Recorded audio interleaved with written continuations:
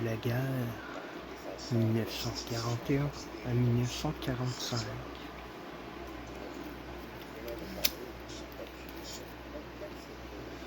En 1941, alors qu'ils sont chacun encore mariés de leur côté, naît leur enfant, Judith Bataille, à laquelle la loi confère le nom du mari de sa mère.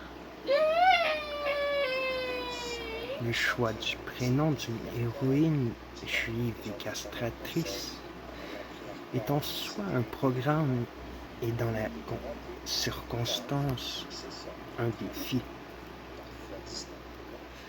Jacques et Marie-Louise divorcent le 15 décembre 1941. Sylvia Bataille demande alors le divorce qui sera prononcé après-guerre. À court d'argent, incapable de donner le secours financier qu'André Malraux lui a réclamé pour faire libérer son frère, il revient à Paris prendre son poste dans le service désormais dirigé par Henri Haille à Sainte-Anne. Les patients, arrivant déjà dénutris, meurent de faim et de froid en nombre. Placée comme gouvernante chez le père de Jacques Lacan, Aimée échappe à ce sort.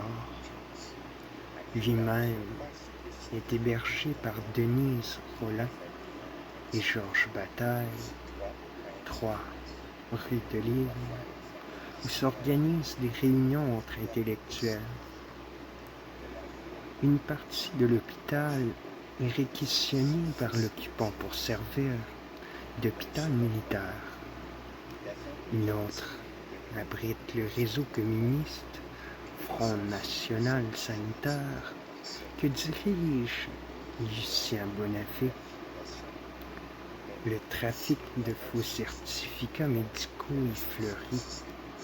Jacques Lacan y propose son aide à un jeune confrère, Jacques Biézin, menacé par les lois antisémites, mais il reste en retrait de l'engagement de ses collègues résistants, Julián de Agurriaguera, Jean Talérac, Pierre Desniquer, René Soutel, Henri Sénac-Tally, qui est arrêté en 1943, le capitaine Delcourt, Virginie Olivier, alias Charlotte, qui meurt à Ravensbrück. Durant toute l'occupation, il s'interdit de publier ou d'enseigner, mais comme John Luba et Françoise Dolto, poursuit en privé une activité de psychanalyste.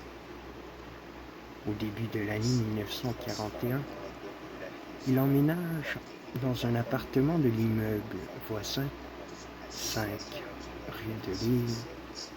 Parmi ses patients, René Dziadkine, un camarade de Julián de Agurriaguera.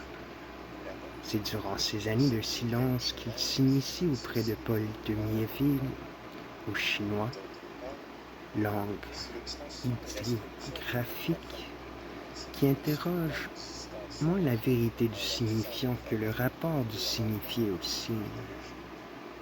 Le 19 mars 1944, il est avec, entre autres, Jean-Paul Sartre, Simone de Beauvoir, Raymond Queneau, Pierre Reverdy, Dora Maar, qui interprète le rôle de l'angoisse, Brassailles, Valentine Hugo, Zénie Campan, Maria Cáceres, du cercle qui assiste à la lecture que fait Albert Camus en appartement de Michel Leiris, du diable attrapé par la queue, écrit par Pablo Picasso. Dora Maar, jalouse de la jeune Françoise Guillot, n'éprouve alors plus que du dépit pour Picasso. Quelques mois plus tard, elle sombre dans la rancune et est hospitalisée sous contrainte à Sainte-Anne en mars 1945 à la suite d'un scandale sur la voie publique. Le médecin chef Jean Delahaye laisse prescrire la sismothérapie expérimentale mise en place en 1943. Celui-ci, opposé aux méthodes médicales nazies et promoteur d'une sismothérapie respectueuse de la personne et attentive à la douleur, a été nommé par intérim à la suite de l'exclusion professionnelle consécutive à la loi du 16 août 1940 de son ami Joseph Lévy-Valency, déporté en dépit de ses efforts pour le protéger. Détenteur du seul traitement efficace dans les cas de délire aigu, il est désormais distant avec la psychanalyse de ses maîtres, qui faisait la spécificité du service au temps d'Henri Claude, alerté par André Breton.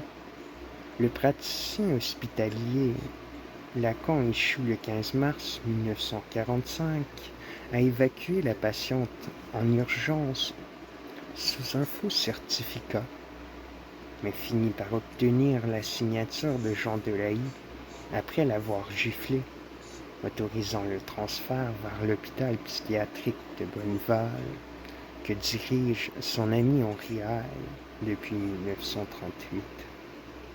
Il la soignera lui-même et réussira à l'orienter vers une vie vivable dans la religion et l'art. Il reçoit un premier récit détaillé des contes de la femme de Georges Dutuit, qui en est revenu